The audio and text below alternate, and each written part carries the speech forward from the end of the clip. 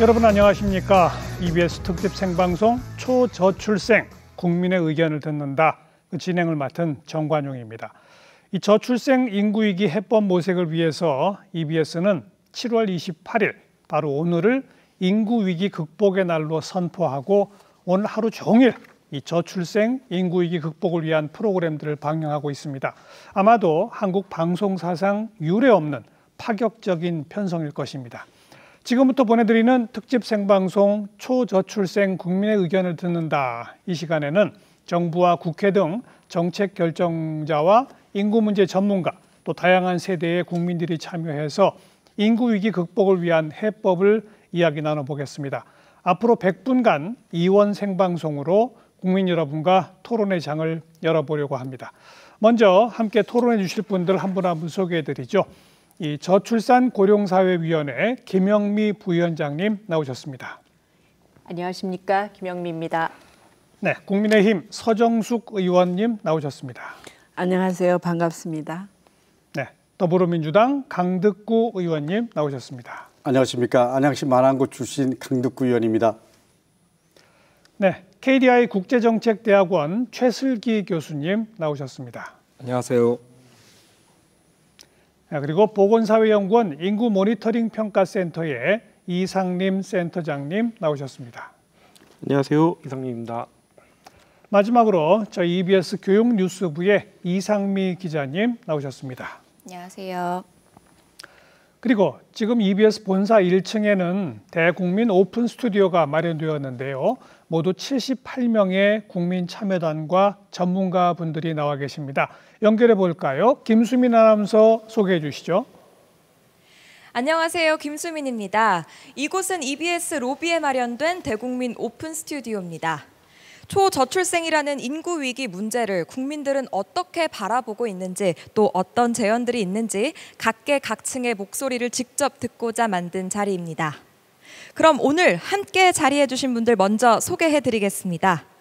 먼저 빅데이터 연구원이자 20대 청년인 김종민 님 모셨습니다.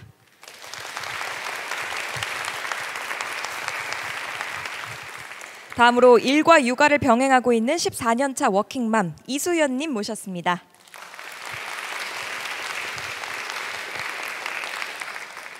미래학자이자 카이스트 문술미래전략대학원 서용석 교수님 모셨습니다.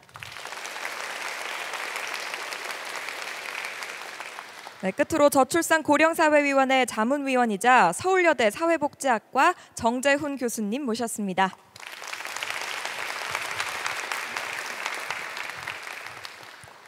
네, 그리고 합계 출산율 0.78이라는 상징적인 숫자에 맞게 오늘 78분의 국민 참여단 함께 하고 계십니다.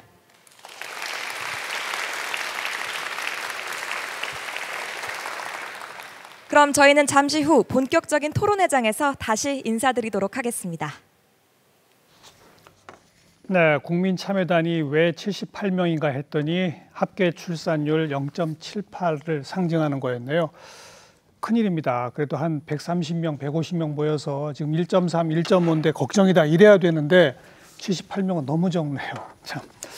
네, 이 특집 생방송 초저출생 국민의 의견을 듣는다 이 토론에 앞서서 저희 EBS 스토리 등을 통해서 저출생 인구위기 문제에 대해 국민 여러분이 많이 참여해 주셨습니다. 의견을 남겨주신 모든 분들께 감사드리고요. 오늘 본격적인 토론 시작하기 전에 대한민국의 인구 위기를 바라보는 여러분의 의견부터 들어보겠습니다.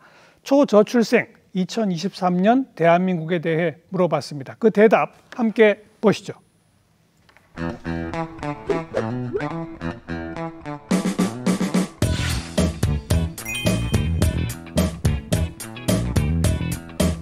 어린이들이 이러면 불편하잖아. 어린이들이 저러면 너무 짜증나잖아. 내 생활을 망치잖아. 내 우선순위가 바뀌잖아. 이런 문제로 어른들이 아이를 안 낳아서 대한민국의 사회를 점점 악순환을 시키고 있다는 거는 정말 저도 스트레스가 참 많아요. 뭐 학원 가기 전에도 옛날에는 스트레스 때문에 막 학원도 끊을까 뭐 그냥 집에 있고 싶다 해가지고 운 적도 많고요. 대체로 한국 사회가 서로 경쟁을 붙이는 시기다 보니까 사회인들도 그렇고 학생들도 그렇고 다 스트레스 때문에 되게 살기 힘든 환경인 것 같아요. 요즘은 뭔가 가정을 꾸리는 그런 행복이나 그런 유의 행복 말고도 너무 세상에 재밌는 게 많은 거예요. 그러니까 어른들도 당연히 하고 싶은 게 많겠죠. 그러니까 그런 걸 다 하기에도 벅찬데 굳이 사람들이 애를 낳을 필요를 못 느끼는 것 같아요. 아이를 키우는 게 현실적으로 힘들어서 부담돼서 육아를 했을 때 직장을 포기해야 하고 그리고 다시 들어갔을 때 좀 뭐 잘 안 받아줄 수도 있고 얘가 대학을 가서 우리를 내가 투자한 거에 비해서 얼마나 많은 큰 효용을 낼 수 있는가라고 생각하는 그런 부모들도 많아지고 어른들이 많아지고 있으니까 아이를 낳고 그걸 성장해 나가는 과정이 큰 행복을 가져다 주지 못한다라고 생각하는 어른들이 많은 것 같아요. 경제적인 여유가 부족해서 더 그런 것 같아요. 왜냐하면 아이를 키울 때, 아이를 성인으로까지 기를 때 필요한 비용이 학교에서 저번에 배웠을 때 몇 억이 된다고 배웠었거든요. 특히 그게 학원 같은 걸 배제했을 때 그만큼만 든 거지 학원에서 더 보내면 보낼수록 더 많아지는 거잖아요, 부담금이. 그래서 전 그 부담금이 자기 둘만 먹고 살기도 힘든데 아이까지 같이 키우려니까 더 힘들어져서 더 안 난다고 생각해요. 저는 지금은 개인의 행복 같은 게 조금 더 중시되는 사회라고 생각해요. 왜냐하면 한 60년대, 70년대에는 그냥 당연히 그냥 아이는 낳아야 한다, 그런 약간 이런 사상이 존재했다면 현재는 지금 내가 행복이 더 중요하다. 그러니까 나는 지금 아이에게 하는 것보다 나에게 지금 투자를 해서 내가 행복한 게 조금 더 좋지 않나 라는 생각을 하는 사람들이 많은 것 같아요.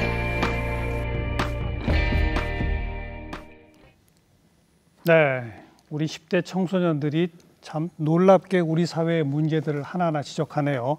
저출산, 초저출산, 왜 이런 일이 벌어졌다고 보느냐, 우리 사회의 문제가 뭐냐, 참 저 학생들의 의견이 아주 놀라울 따름입니다. 여러분들도 모두 발언 삼아서 0.78이라고 하는 정말 세계 역사상 유례를 찾기 어려운 초저출산율의 의미는 뭡니까? 우리 김영미 부위원장님부터. 예, 경쟁이라든지 교육열이라든지 아이를 키우는 행복이 그다지 행복이 되지 않는다라는 그런 말들이 사실은 기성세대가 아니라 10대 청소년들의 입을 통해서 나왔다라는 게 사실은 좀 굉장히 좀 충격적이고요. 예. 0.78이라는 것이 단순히 그 수치 자체보다는 우리 사회에 굉장히 심각한 구조적인 문제가 있다. 그리고 저 목소리들은 그 문제들을 조속히 해결해서 아이 낳고 키우기 좋은 세상, 그리고 아이가 함께하는 행복한 이런 삶을 누구나 누릴 수 있는 권리로 만들어달라는 그런 청년들의 간절한 목소리가 담긴 것이 0.78명이라는 숫자가 아닐까라는 생각이 듭니다. 네, 소정숙 의원님. 네, 인구학 분야의 최고 권위자인 옥스퍼드 데이비드 콜먼 교수가 15년 전에 2006년에 당시 우리나라 합계 출산율 1.13일 때 우리나라가 인구 소멸 국가 1호가 될 것이라고 충격적인 발표를 한 적이 있습니다. 그리고 이분이 지난 5월에 우리나라를 방문해서 이대로 간다면 2750년에는 지구상에 한국인이 존재하지 않을 것이라고 했습니다. 아이고. 네, 이 예언에 가까운 얘기와 조금 전에 젊은 학생들이 얘기한 게 상당히 좀 이렇게 오버랩이 되는데요. 지금이 우리에게 주어진 가장 골든타임이라는 생각이 듭니다. 절박한 인식으로 국민 한 사람 한 사람이 의식도 행동도 함께 변화해야 이 국가적인 위기를 타개할 수 있다는 생각이 절실하게 듭니다. 네. 네. 골든타임이라는 표현 쓰셨는데 네. 혹시 지난 건 아닐까요? 걱정입니다. 아직 지나지 않았습니다. 네, 그래요? 지금은 늦지 않습니다. 강덕구 의원님. 예, 젊은 청년분들 얘기를 들으니까 마음이 좀 무겁습니다. 합계 출산율 0.78 아마 우리 사회에 보내는 경고의 시그널이 아닌가 뭐 이런 생각이 듭니다. 그 숫자가 의미하는 것은 그만큼 우리 사회가 가정을 꾸리고 살기가 참 힘들다 이런 표시가 아닐까라는 생각도 들고요. 최재천 교수의 말을 빌리면 생물도 살기 어려우면 번식을 하지 않는다. 이 말이 생각납니다. 네, 그만큼 어렵다는 걸 그렇죠. 상징하는 예. 경고의 메시지다. 예. 우리 최 교수님. 예. 사실 0.78이라는 것을 갖다가 상상하기는 힘든 숫자죠. 근데 사실 따져보면은 그 전해에 0.81이었습니다. 그리고 그 전에는 0.84였고요. 그러니까 사실 그때도 사실 대단히 심각한 문제였던 거죠. 그러니까 마치 그 비커 안에 있는 개구리가 온도가 조금씩 바뀌다 보면은 이게 뜨거운 줄도 모르고 그냥 그대로 가는 경우가 있지 않습니까?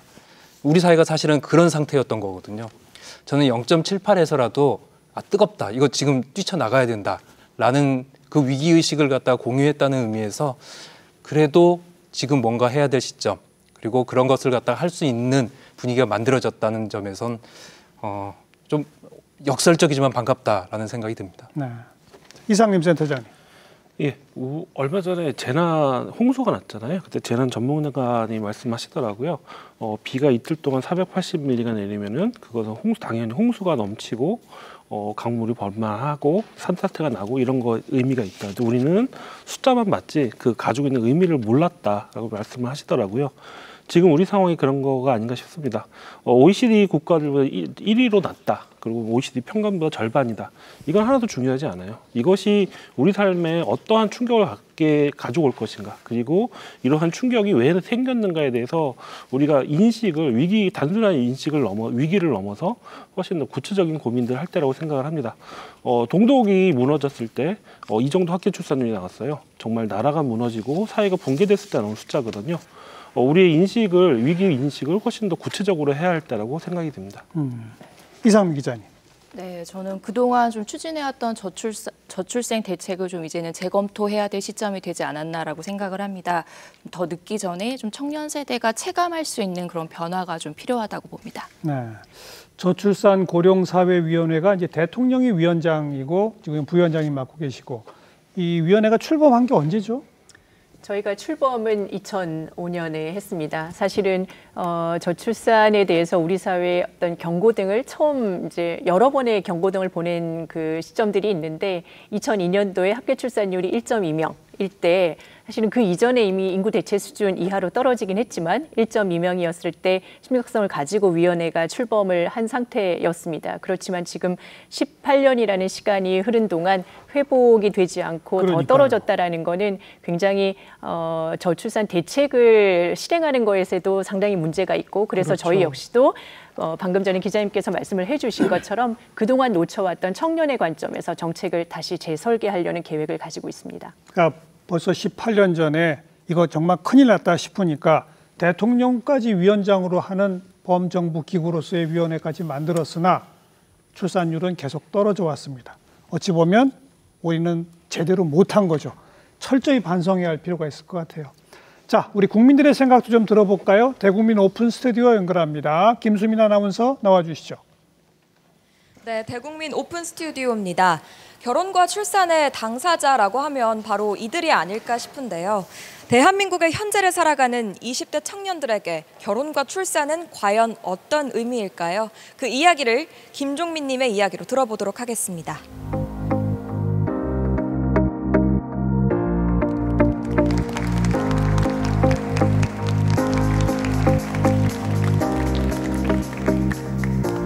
안녕하세요.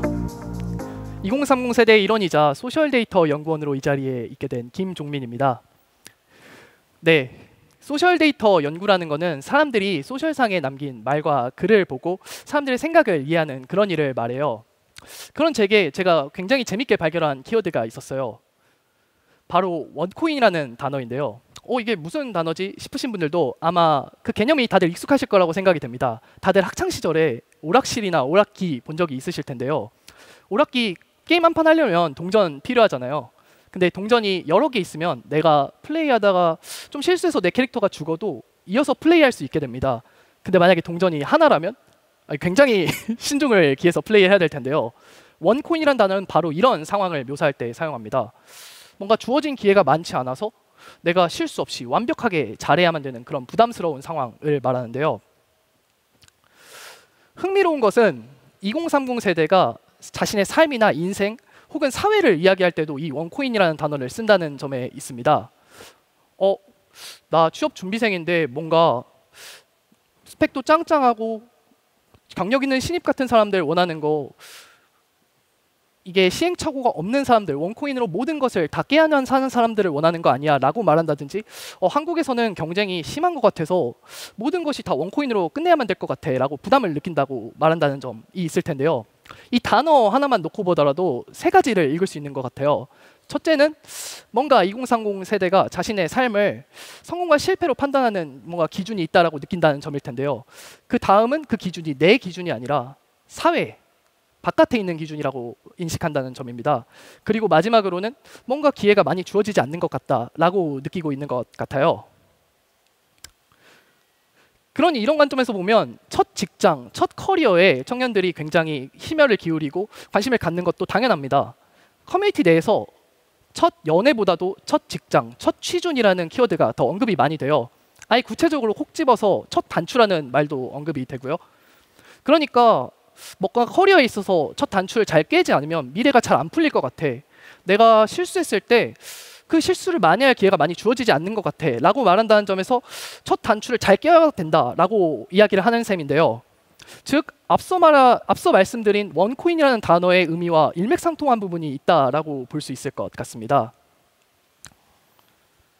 그래서 종합하자면 2030 세대의 마음속에는 이런 게 있는 것 같아요. 나이대별로 뭔가 라이프 스테이지별로 이뤄야 되는 성취가 마치 미션처럼 주어져서 하나를 깨면 그 다음 것도 이어서 실수 없이 해야만 하는 그런 부담이 있는 것 같은데요. 여기서 좀 벗어나고 싶어도 이게 쉽지 않은 게 사회적 표준으로 여겨지기 때문에 뭔가 낙오되는 것 같고 좀 뒤처지는 것 같고 그런 생각이 들게 되는 것 같습니다. 그러니 이런 관점에서 보면 결혼과 출산은 정말 어려운 미션이 되게 되는 것 같아요. 일단 앞 단계 입시, 취업부터 잘 깨고 넘어가야 되고요. 결혼과 출산을 했다고 해서 끝나는 게 아니라 그 이후의 미션들이 계속 더 어려운 미션들이 주어진다는 점에서 어려운 미션이 주어진다는 점에서 이게 쉽지 않은 미션이 되는 것 같습니다. 또한 이 결혼과 출산은 나 혼자만 내 의사결정이 나한테만 영향을 미치는 게 아니라 내 가족, 내 아이에게도 영향을 미치고 그들의 어떤 사회적 성공과 실패를 판단하는 상황까지도 이어질 수 있다는 점에서 더 부담이 되고 그러니 더 한 번에 실수 없이 잘해야 될 것 같고 그런 마음이 드는 것 같아요. 그런데 이거를 정말 한 번의 실수 없이 완벽하게 다 깰 수 있는 걸까요? 그러려면은 첫 단추를 정말 얼마나 잘 깨야 하는 걸까요? 어떤 분들은 이제 이런 말씀을 듣고 이렇게도 이야기해 주실 수 있을 것 같아요. 아, 그러면 청년들에게 더 많은 기회를 주자. 뭔가 실수를 해도 괜찮은 관용을 주자. 이런 이야기를 하실 텐데요. 제가 오늘 드리고 싶은 메시지는 조금 달라요. 아무리 많은 기회가 주어져도 뭔가 성공과 실패를 사회적으로 재단하는 기준이 있으면 그 자체가 부담으로 계속 남아있게 되지 않을까라는 건데요. 이미 소셜상에서는 이러한 사회적 표준, 기준을 살짝 벗어나서 사는 사람들의 목소리가 많이 관찰되는 것 같아요. 나이대별로 이뤄야 되는 성취라는 게 있을까? 내가 그거에 계속 영향받으면서 전전긍긍하면서 사는 게 괜찮은 걸까?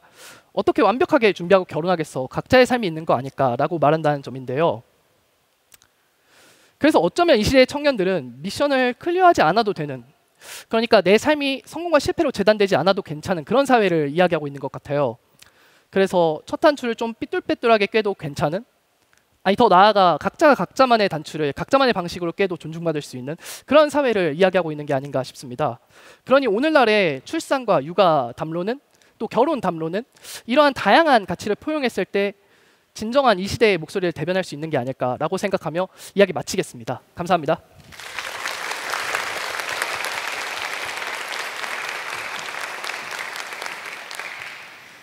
네, 우리 사회를 살고 있는 청년들이라면 모두 공감할 만한 이야기였던 것 같습니다.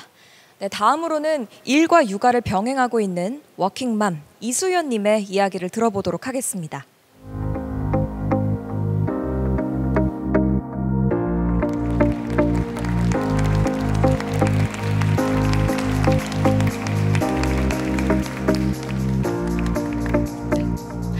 네, 안녕하세요. 한국 워킹맘 연구소 이수연 소장입니다.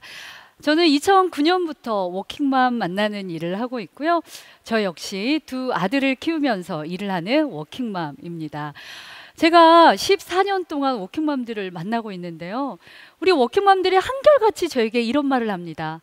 워킹맘에게 아이는 사치입니다. 아니, 우리나라처럼 지금 초저출생 국가잖아요. 근데 왜 워킹맘들은 아이가 사치라고 그렇게 표현을 하는 걸까요? 일단 이렇게 돼야 될 것 같아요. 내가 한 아이를 낳았으면 이 한 아이라도 행복하게 키울 수 있는 환경이 만들어져야 너무 행복한데 둘째를 낳아볼까? 더 행복한데 셋째를 낳아볼까? 사실 이런 생각이 들어야 되는 게 맞는데 현실은 어떠한가요? 국공립 어린이집은 들어가기가 하늘의 별 따기입니다. 오죽했으면 국공립 어린이집에 입소하면요 로또 맞았다라고 표현합니다. 어떤 분 떡까지 돌리는 거 봤거든요. 참 안타까운 현실인데요. 그리고 초저출생 국가 이 여파로 어때요? 민간 어린이집 많이 없어졌습니다. 아이를 낳았는데 육아휴직하고 회사에 복직해야 되는데 아이를 맡길 데가 없는 게 현실입니다. 그럼 직장은 어떨까요? 가장 행복한 임신 사실을 안 순간부터 워킹맘들은 회사에 어떻게 이야기하지? 뭐라고 이야기해야 되지? 걱정하기 시작합니다. 그리고 아이를 낳고 육아하는 내내 회사의 눈치를 볼 수밖에 없습니다. 가정은 어떨까요? 우리 남편들 육아 및 가사 적극적으로 함께 할까요? 한때 아빠 육아가 열풍이긴 했습니다. 그래서 그때 아빠들이 해야 되는구나 인식은 했습니다. 근데 여전히 도와주는 것에 그치는 경우가 많이 있습니다. 그러다 보니 우리 워킹맘들 독박 육아 많이 하고 있고요. 똑같이 일을 하는데 왜 나 혼자 이렇게 육아 및 가사를 다 해야 되는지 억울한 감정을 많이 갖고 있습니다. 그래서 우리 워킹맘들 분노 대상 1위가 누굴까요? 바로 남편입니다.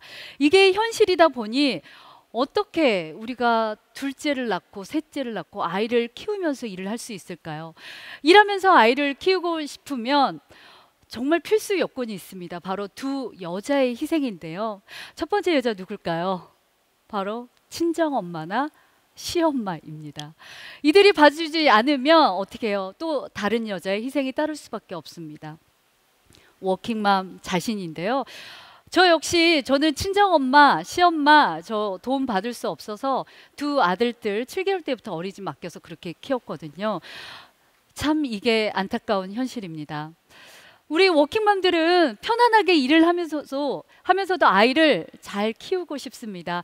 그래서 우리 워킹맘들이 바라는 저출산 정책은요. 직장, 아이 더 이상 선택하고 싶지 않습니다. 다 잘하고 싶습니다. 일도 잘하고 아이도 잘 키울 수 있는 환경을 만들어 주십시오. 그게 우리 워킹맘들이 바라는 저출산 정책인데요. 이를 위해서 3가지를 간곡히 부탁드립니다. 워킹맘들은 남우선의 아이를 맡기고 일을 할 수밖에 없습니다. 그래서 어떻게 해요? 일단 믿고 맡길 만한 시설이 필요합니다. 그리고 그럴 만한 사람도 필요합니다. 우리 워킹맘들이 편안하게 일을 할 수 있도록 시설과 인력을 확충해 주십시오. 그리고 직장 내에서도요. 일하면서 아이를 키울 수 있는 일가 가정 양립의 문화가 만들어져야 됩니다. 우리가 언제까지 눈치를 보면서 직장 생활을 해야 됩니까? 마지막 3번째, 가사와 육아는 여자의 일이 아닙니다. 우리 부부가 함께 해야 될 몫인데요. 더 이상 주변인이 아니라 남편들이 적극적으로 함께 육아 및 가사에 참여할 수 있도록 일단 사회적인 환경도 만들어져야 되고요. 제가 또 아빠들을 많이 만나다 보면 어떻게 해야 될지 방법을 몰라서 참여를 못하는 경우도 있더라고요. 그래서 이런 교육도 함께 있어야 될 것 같습니다. 우리 워킹맘들이 편안하게 일을 하면서 또 아이를 행복하게 육아할 수 있도록 많이 도와주십시오. 네, 지금까지 한국 워킹맘 연구소 이수연 소장이었습니다. 감사합니다. 네.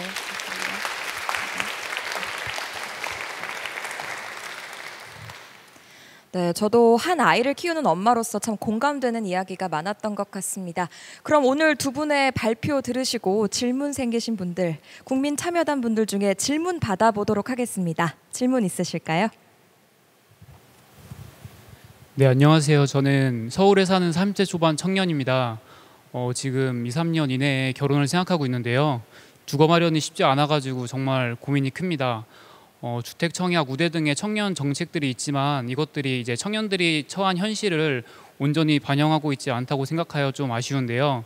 그러면은 그 청년 주거 대책을 좀 더 보완할 방법은 없을지 궁금합니다. 네, 청년 주거 정책에 대한 질문 주셨습니다. 또 다른 질문 있을까요?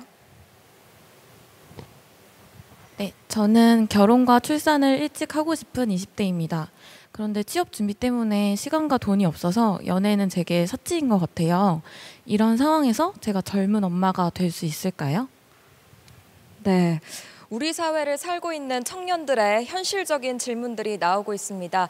이런 문제들의 해법과 대안은 어떤 것들이 있을까요? 스튜디오 나와주시죠. 네, 두 분 전문가의 발표 잘 들었고 우리 국민참여단의 질문도 감사합니다. 질문 내용이 집이 없는데 어떡하라는 말이냐. 직장이 없어서 지금 취직 준비하느라고 시간도 돈도 없는데 무슨 연애를 하란 말이냐. 결국은 청년들이 결혼을 선택하고 출산을 선택할 수 있도록 어떻게 지원할 것인가.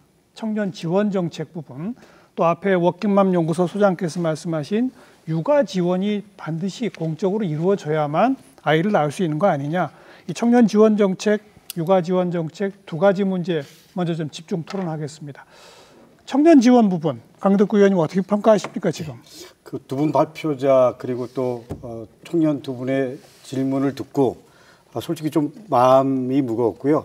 다시 한번 책임감을 느끼면서 정책을 좀 잘 만들고 그리고 인식을 개선하면 아직 희망이 있을 수도 있겠다. 이런 희망도 봅니다. 그런 의미에서 좋은 정책을 만드는 게 가장 저는 급선무라고 생각을 하는데 나름 의미 있는 정책도 있지만 여전히 미흡하다라고 생각을 합니다. 예를 들면 우리 주거와 관련된 정책 중에서 행복주택이라고 있습니다. 우리 있죠. 부위원장님 아실 겁니다.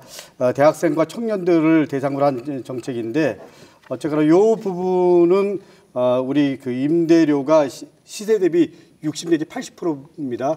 그래서 좀 소득순위 몇 가지 조건이 있지만 이런 정책들도 좀 더 활성화하고 범위를 넓히면 그야말로 좀 우리 청년들에게 희망을 줄 수 있는 정책이 아닌가라고 생각을 하고요. 예. 청년 내일 체험 공제라는 사업이 있는데 우리 청년들한테 중소기업에 다니는 직장인들 월 소득 300만 원 이하가 대상이죠.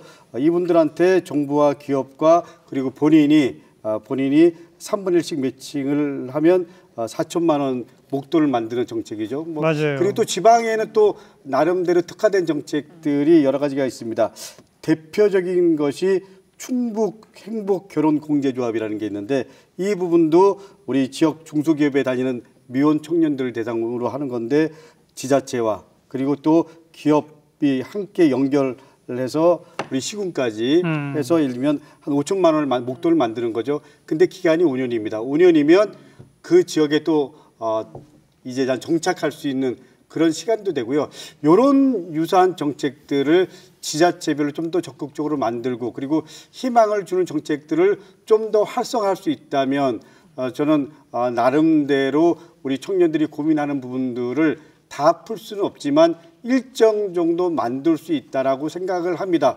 저는 큰 틀에서 정부가 복지라는 개념이 아니고요. 미래를 위한 투자라는 개념으로 이제 우리 그 출산 정책을 대전환해야 된다. 이런 입장입니다. 네.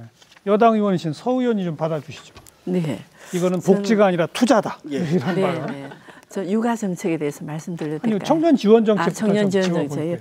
청년 지원 정책에 우리 또 강덕구 의원님께서 그 아주 실제적인 거 얘기해 주셨는데 저는 이제 조금 더 거기서 나아가서 결혼을 앞두고 뭐 집을 마련하려고 할 때 또 결혼을 하고자 하는 마음도 생겨야 되고 그 하고자 하는 마음을 생기게 하는 데는 주거 문제가 선행이 돼야 될 것 같습니다. 그러니까요. 그래서 정책을 살펴봤더니 그래도 지금 윤석열 정부 들어오고 나서 그 부분에 대해서 상당히 적극적이십니다. 물론 우리가 그 저출산 위기가 심각하지만 그래서 34세 이하의 세대주에게 전세 보전금 2억 원의 대출도 가능한 그런 제도가 있고요. 또 소득이 적은 가구에 주는 근로장려 세제도 이런 가구 위주로 설계되어 있습니다. 이런 제도를 본인들이 맞춤형으로 잘 활용하면 집을 마련할 수 있는 또 아니면 전세 대출도 있고 또 주택 구입 대출도 있어서 그런 제도가 계속 지금 정부 주도하에 이렇게 많은 게 나오고 있으니까 청년들도 그 부분을 잘 찾아서 맞춤형으로 이렇게 혜택을 받으면 좋을 것 같고 정부에서도 이 부분 또한 맞춤형으로 섬세하게 단계별로 하겠다는 방침을 말씀하셨습니다. 네. 네. 그렇게 활용하시면 좋을 것 같습니다. 바로 어제도 정부에서는 이 증여세 부분에서 네. 지금 이제 10년 동안 5천만 원까지 증여세를 안 무는데 결혼하는 자녀에 대해서는 1억씩.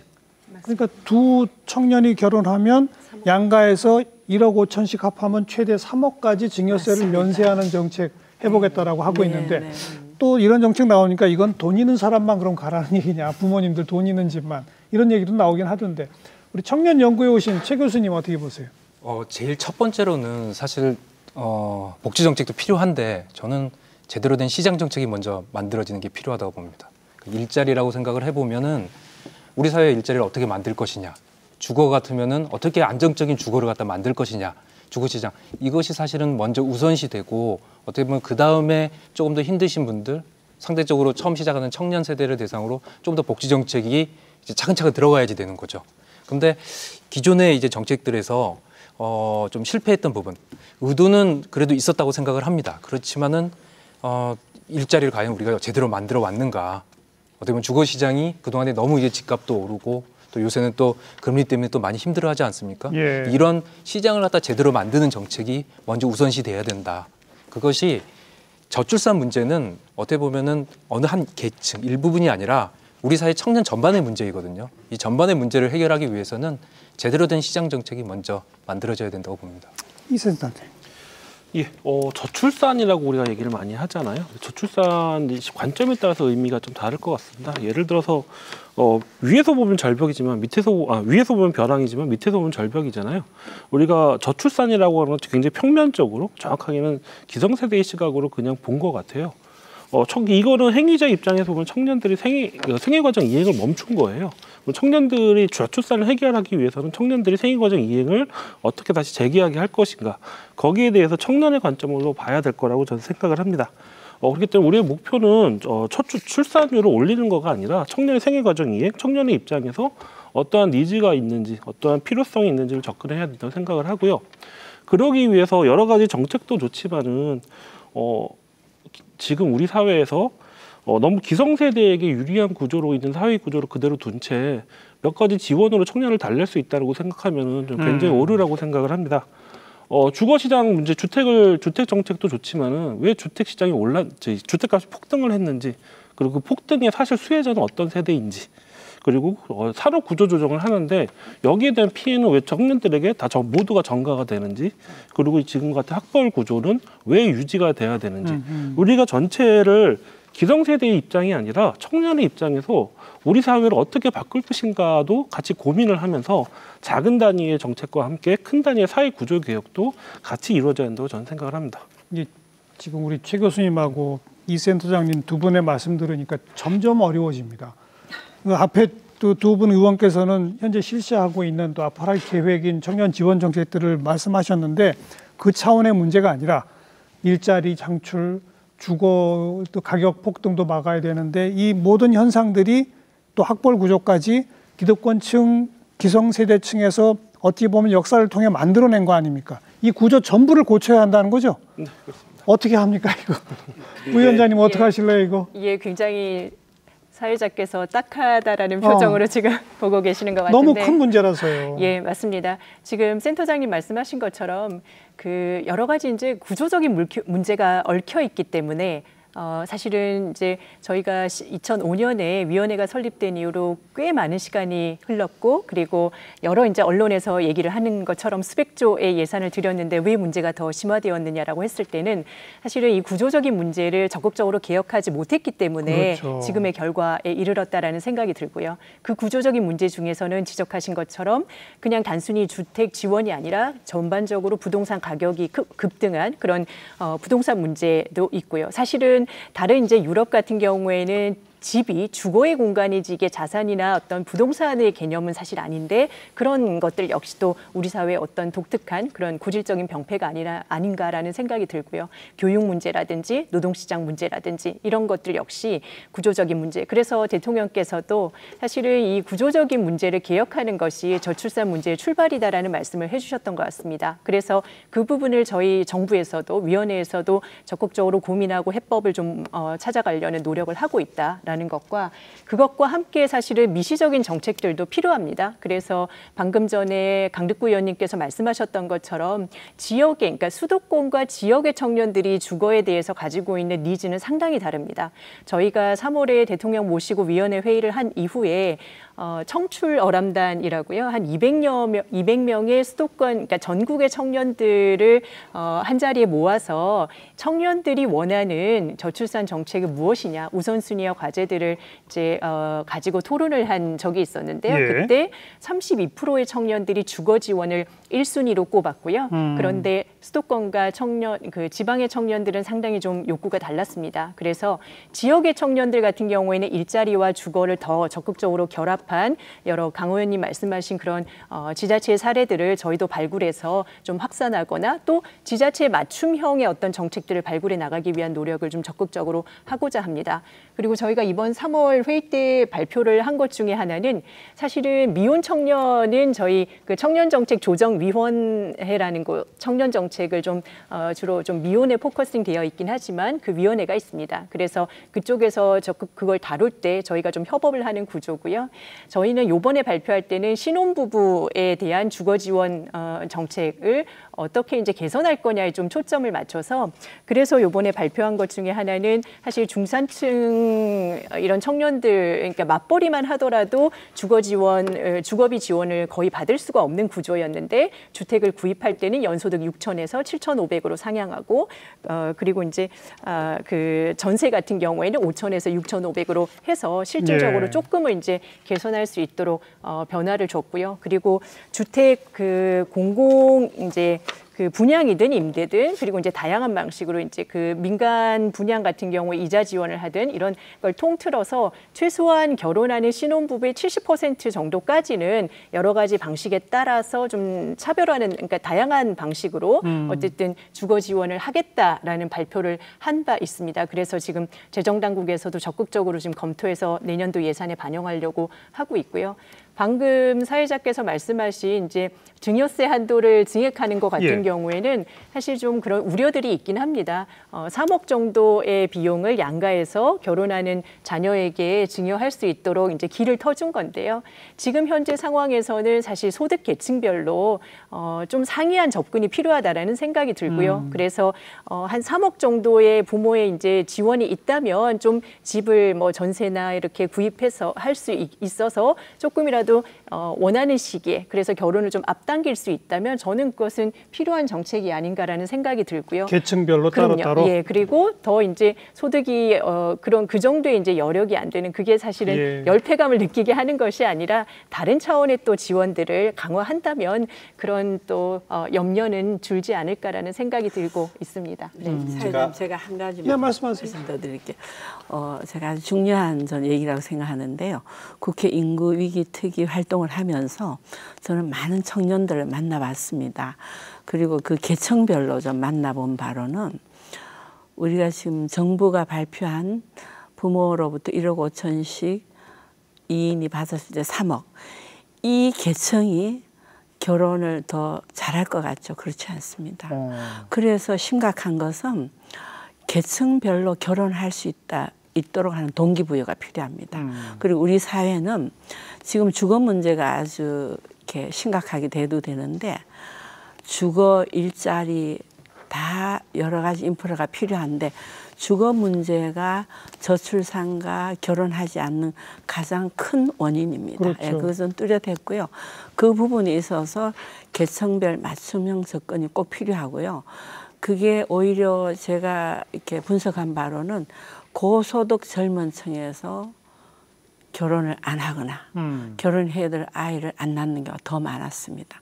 그래서 그 경우도 고소득이라 하더라도 주거가 빨리 내 집, 자가가 안정이 되면 자가가 안정이 되다 보면 또 결혼을 하게 되고 또 결혼을 하다 보면 출산을 하게 되는 이러한 여러 가지 좋은 효과가 나타나는데 그 조금 고소득이라 하더라도 주거가 안정이 안 되면 전세를 옮겨 다녀야 돼요. 알겠습니다. 예, 그 과정에 집값이 올라버리면 예. 포기하는 이런 걸 많이 발. 아까 강 의원님 제가 지자체의 좋은 사례로 충청북도의 충북 행복 결혼 공제 조합 사업 얘기했잖아요.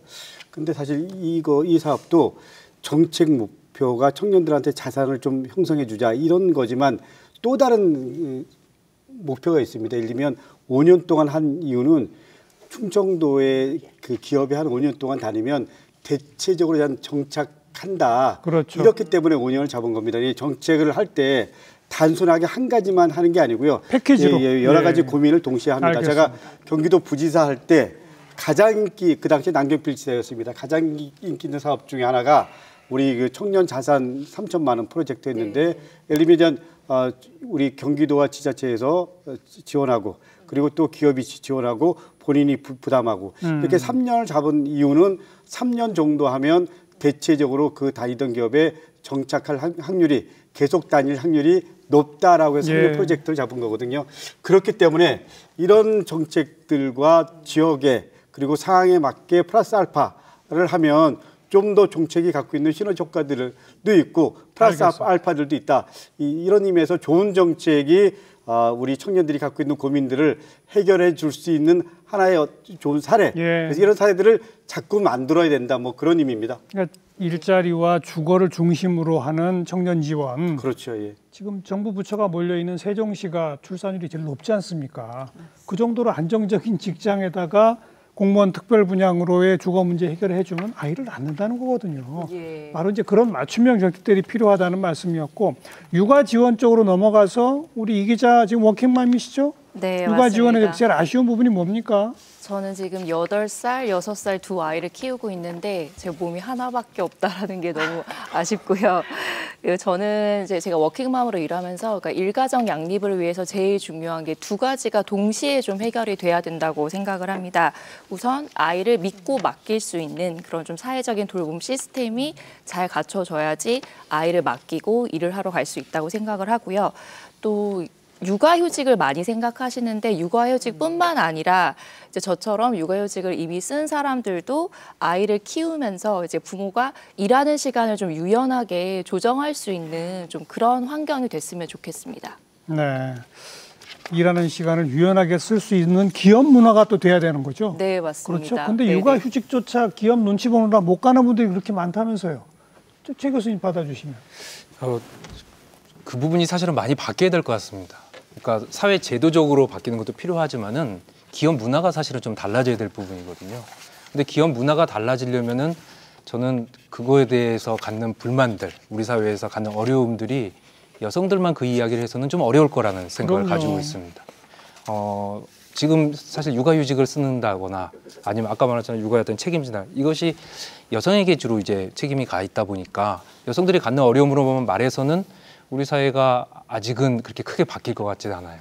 그것이 만약에 동시에 보편적으로 남성들도 같이 그런 목소리를 낸다면 그렇게 하기 위해서는 어떻게 보면은 그 어려움을 같이 좀 경험하게 만들어야 되지 않나라는 생각을 가지고 있습니다. 네.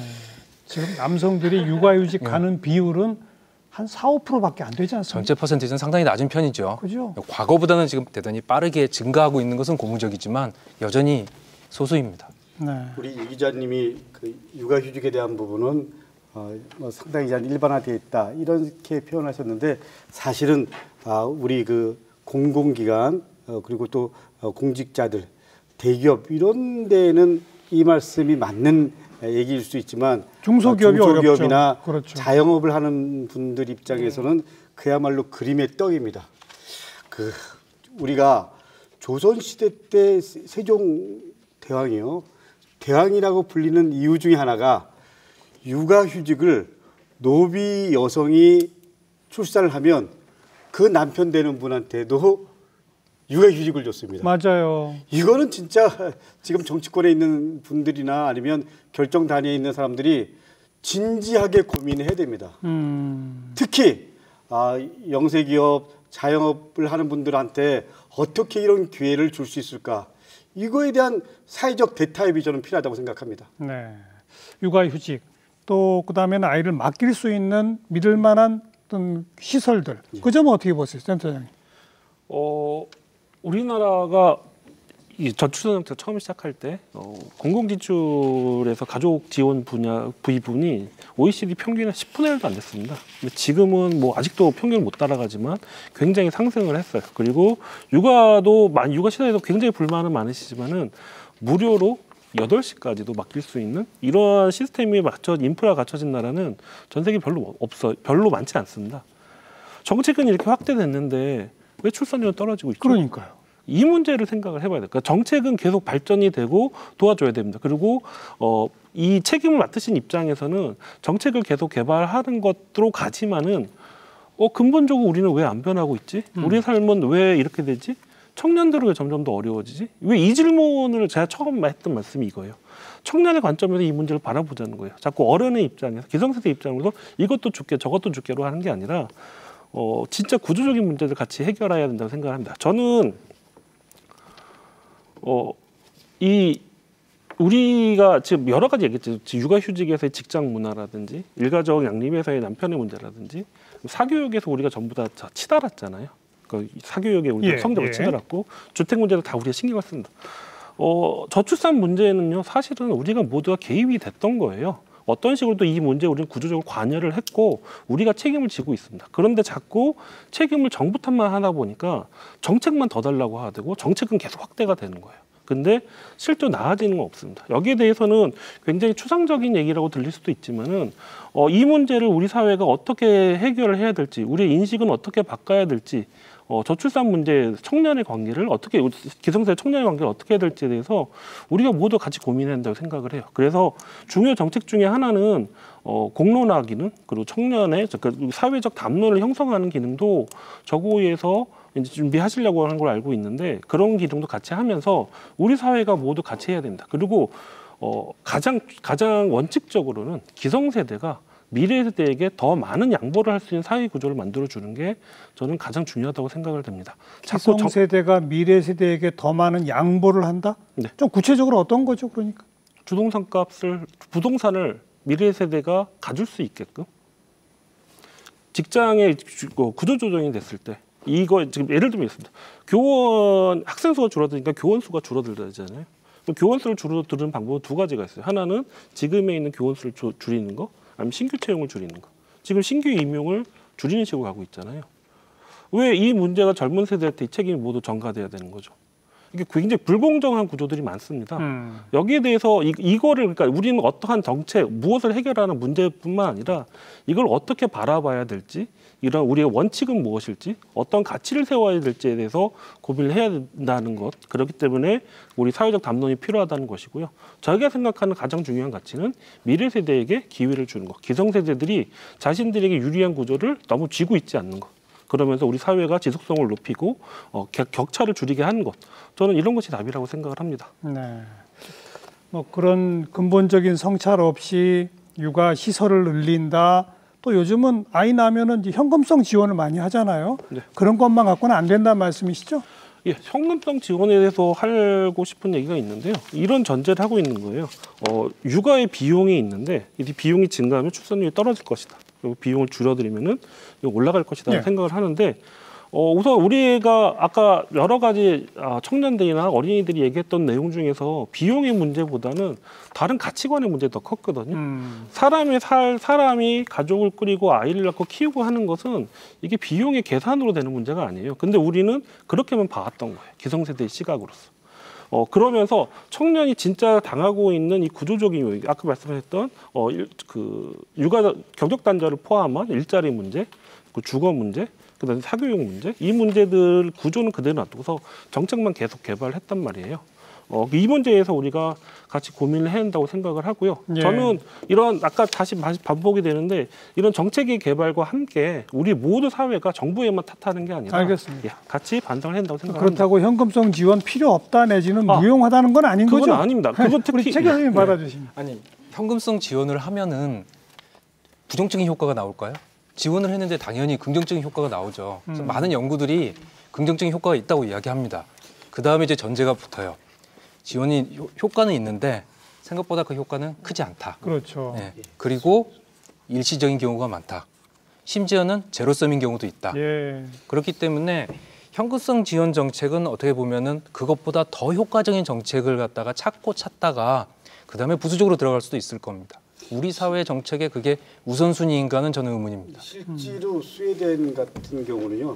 현금성 지원을 해서 출산율이 반등한 대표적인 케이스입니다. 그리고 우리도 인구학자들 통계에 의하면요.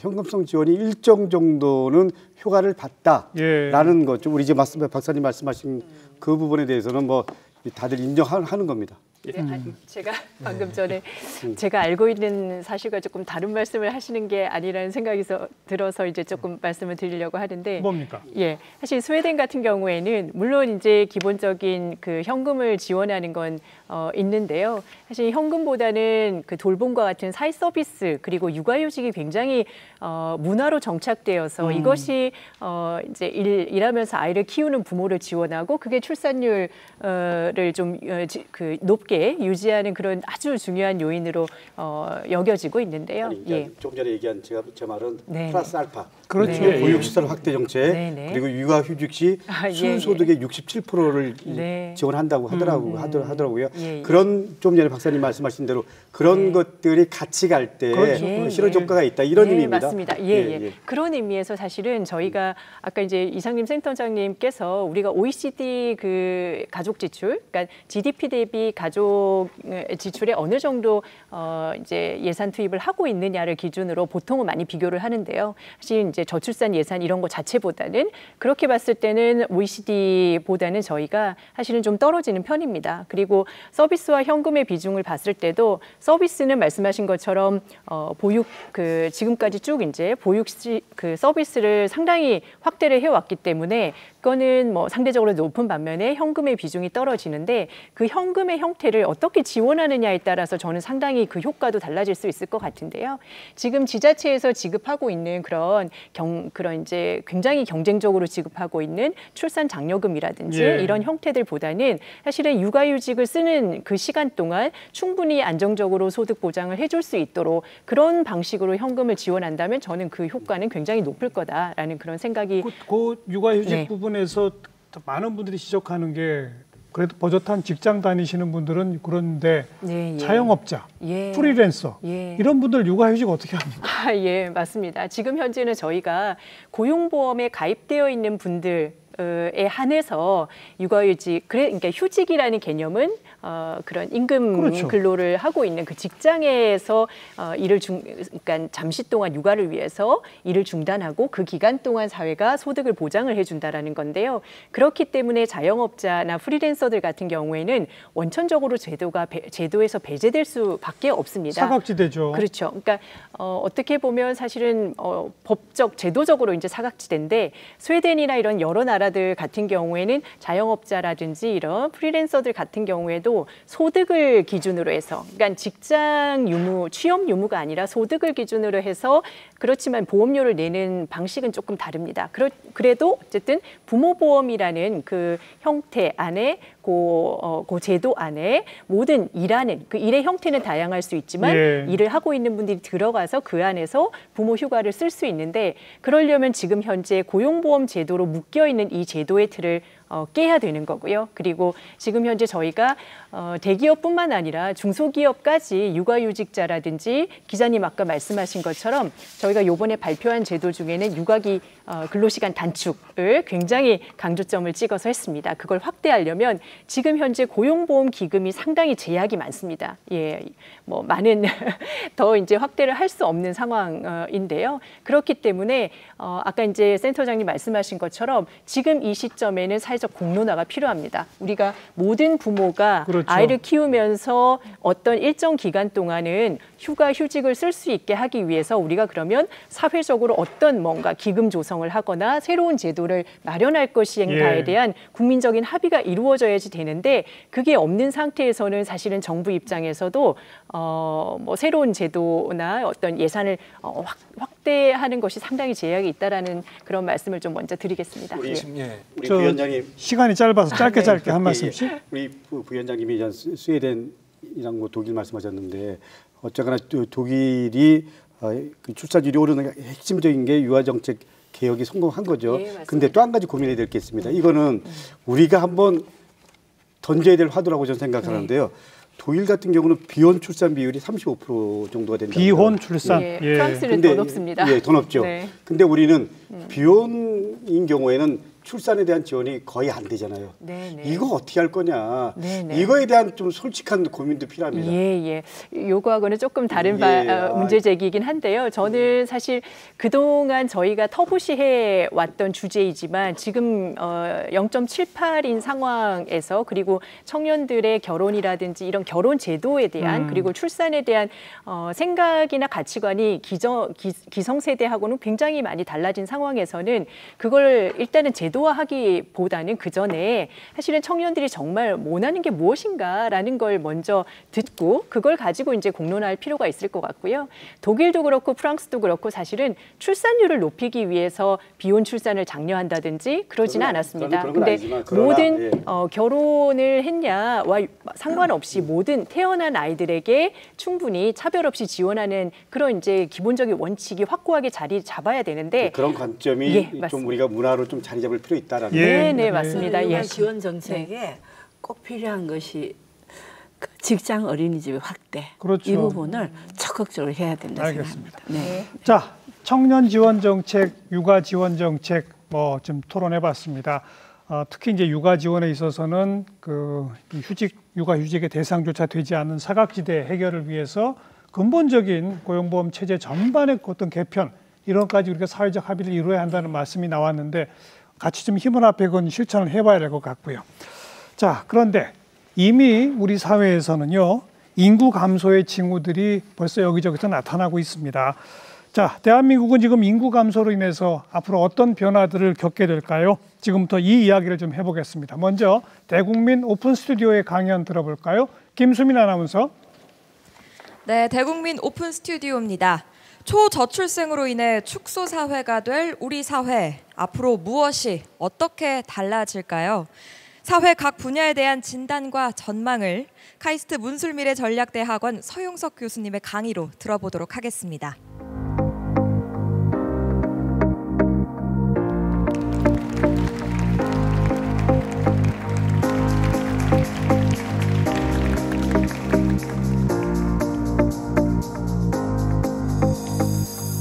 네, 안녕하세요. 카이스트 문술미래전략대학원에서 미래에 대해서 연구하고 교육을 하고 있는 서용석이라고 합니다. 합계 출산율 0.78 이후의 한국 사회 어떻게 달라질지 지금부터 살펴보도록 하겠습니다. 사실 저출산의 여파는 지금부터가 진짜입니다. 앞으로 상당 기간 그 저출산의 기조가 지속될 것으로 전망이 되고 있습니다. 통계청 장래 인구 추계에 따르면 2030년경에 합계 출산율이 조금 반등할 것으로 예측이 되고 있습니다. 그렇지만 2070년까지 1.2 수준의 출산율에 머무를 것으로 전망이 되고 있습니다. 결국 인구는 계속해서 감소할 것이고 고령화는 심화될 것입니다. 우리가 이 인구 위기에 모든 힘을 쏟지 않는다면 지난 20년 동안 이어진 저출산의 영향은 이미 우리 사회 곳곳에서 확인이 되고 있습니다. 먼저 학령 인구의 감소인데요. 2020년 학령 인구는 2000년 대비 약 30% 정도 줄었습니다. 그리고 이게 2040년이 되면 44% 줄어들 것으로 예측이 되고 있습니다. 앞으로 초중고 대학의 폐교가 속출할 것으로 예상이 되고 있습니다. 결국 어떤 한 지역에 학교가 있느냐 없느냐에 따른 새로운 교육 격차가 발생할 수 있습니다. 두 번째로 나라를 지킬 군인의 숫자가 줄어들고 있습니다. 군인의 숫자의 감소는 첨단 무인화와 같은 전력 증강과 이로 인한 국방 예산의 증가로 이어질 수 있습니다. 이는 점점 늘어나는 복지 예산과 충돌할 가능성이 있습니다. 세 번째로 일할 사람도 줄어들고 있습니다. 2040년 생산 연령 인구는 2020년 대비 약 24% 정도 감소할 것으로 추계가 되고 있고요. 이게 2070년이 되면 54%까지 감소할 것으로 전망이 되고 있습니다. 저출산 고령화가 심화되면서 나타나는 또 하나의 커다란 문제가 바로 연금입니다. 연금 고갈의 시계가 빨라지고 있고요. 지금과 같은 초저출생의 상황이 지속된다면 2055년에는 월 수입의 약 26.1%를 연금 보험료로 지불해야 할지도 모릅니다. 이렇게 되면 미래 세대에게 커다란 부담이 아닐 수가 없겠지요. 이러한 우울한 전망에도 불구하고 이번 그 다큐멘터리에서 진행한 모의 투표에서 우리는 희망을 보았습니다. 10대에서 70대까지 각 연령대에게 교육, 경제, 예산, 연금 등에 대한 정책을 제시하고 현 세대의 입장에서 한 번, 미래 세대의 입장에서 한 번, 총 2번의 투표를 진행했습니다. 1차 투표에서는 각 연령대별 이익을 반영하는 정책에 대한 선호도가 높았던 반면에 2차 투표에서는 미래 세대의 이익을 반영한 정책에 대한 선호도가 높았습니다. 특히 연금 분야에서 20대, 30대는 그 부족한 연금 재정 충당을 위해 현재 일하는 세대가 추가 부담하는 것에 찬성했습니다. 40대 또한 연금 수령액을 줄이는데 상당수 찬성했습니다. 이번 투표에 참여한 모든 연령대에서 미래 세대를 배려하는 그런 마음과 또는 의지를 확인할 수 있었습니다. 조선 후기 실학자 정약용 이분이 우리나라의 속담을 모아서 집대성한 이담 속찬이라는 책이 있습니다. 그 책에 농부아사 침골종자라는 구절이 있습니다. 농부는 굶어 죽을지언정 씨앗은 베고 죽는다라는 의미인데요. 우리 조상에게 씨앗은 곧 미래이며 비록 자신은 굶어 죽을지언정 미래 세대에게 먹을 것을 남겨놓겠다라고 하는 강한 의지가 엿보이는 대목입니다. 저는 이번 투표를 통해서 미래 세대에게 씨앗을 남겨놓는 우리 조상들의 DNA가 우리 몸속에 아직 남아있다라는 것을 확인할 수 있었습니다. 중요한 거는요, 합리적인 정책, 그 다음에 적절한 설득 논리가 제시된다면 우리 국민들은 세대 간 상생의 노력에 동참할 준비가 되어 있습니다. 감사합니다.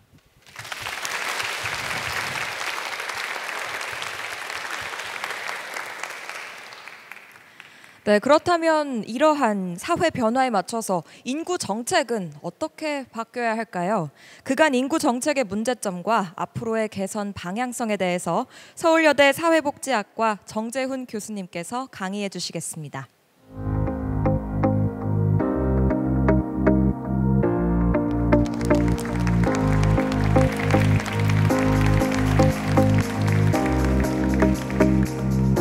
안녕하세요. 우리는 어느덧 저출산, 저출생 시대에 들어왔습니다. 그러면 우리가 왜 아이를 낳지 않을까요? 내지는 왜 아이를 낳지 못할까요? 일단 이제 돈이 있지만, 손에 돈이 있지만 삶이 만족스럽지 못합니다. 부부가 둘이서 맞벌이를 하면서 나름대로 아파트도 있고 그렇지만 뭔가 남자는 남자대로 여자는 여자대로 만족하지 못한 삶을 살고 있습니다. 왜냐하면 아빠는 아빠대로 가장으로서 부양 부담이 있고 엄마는 엄마대로 독박육아 경력 단절, 굉장히 많은 문제에 시달리고 있습니다. 또한 우리 청년들이 오늘 이야기 많이 나왔는데 일자리, 주거, 내가 공정한 사회에 살고 있는지 박탈감이 상당합니다. 결국은 우리가 엄마 아빠들은 피로하고 또 아이들을 이렇게 키우다 보면은 나중에 내 노후는 어떻게 될 것인가, 이 많은 비용을 감당하면서 노후가 불안하기도 하고, 또 청년들은 청년들대로 또 이런 사회에서 내가 미래가 있을까 박탈감에 시달리고, 또 엄마들은 계속 이야기 나오지만 독박육아, 경력단절, 차별을 느끼고, 이런 사회에서 우리가 이제 초저출산, 저출생 이 현상을 본격적으로 경험하고 있는 것 같습니다.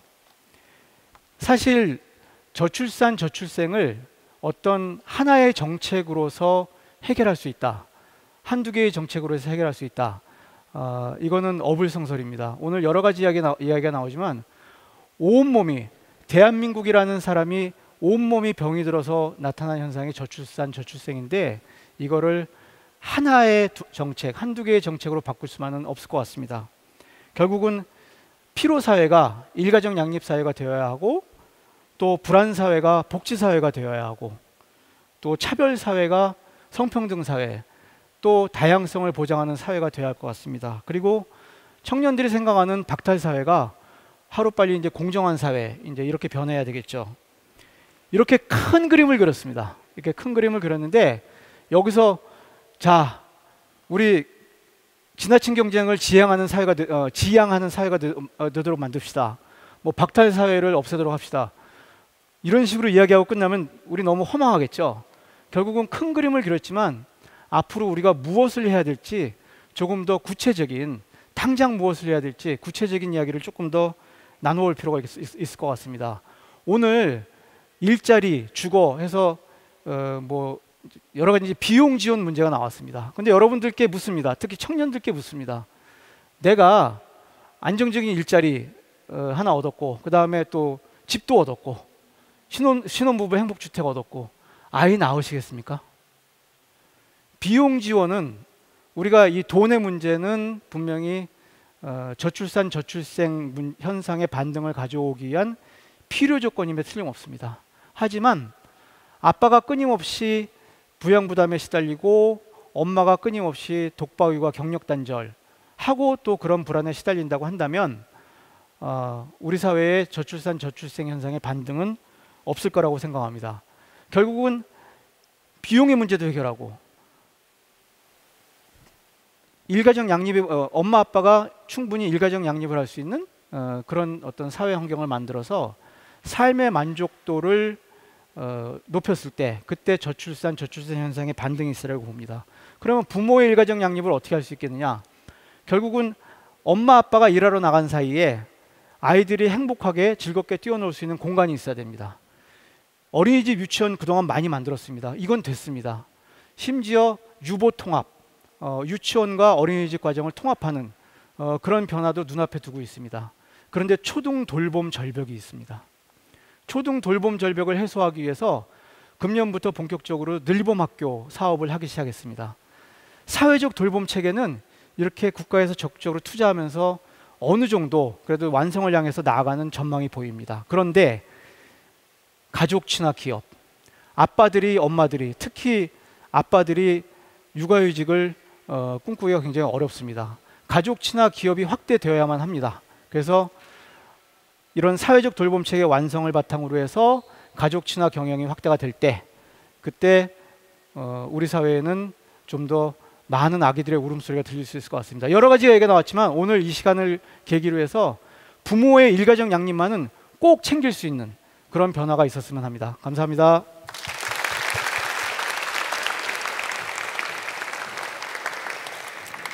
네, 초저출생 사회가 가져올 변화와 앞으로의 정책 방향성에 대한 두 교수님의 이야기 잘 들었습니다.